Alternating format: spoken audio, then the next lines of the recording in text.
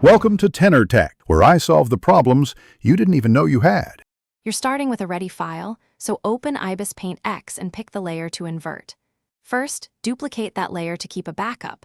This prevents destructive edits. Once duplicated, make sure the duplicate is highlighted and any layer locks are off so changes apply. Next, open the Layer menu. This is where the invert controls live.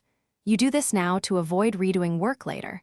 Duplicating first gives you an instant undo by hiding or deleting the copy. Now apply the actual color inversion. Tap Layer, choose Filter, then Color and pick Invert or Negative.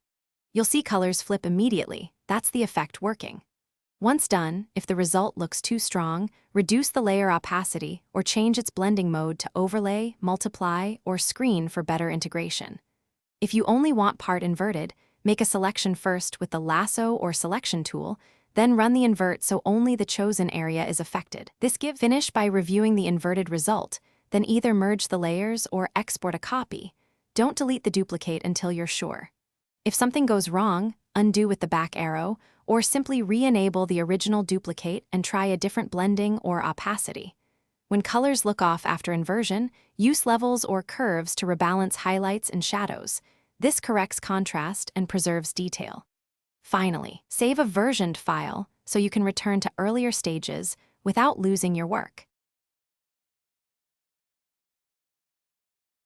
Thanks for watching. Subscribe to keep your life in tune.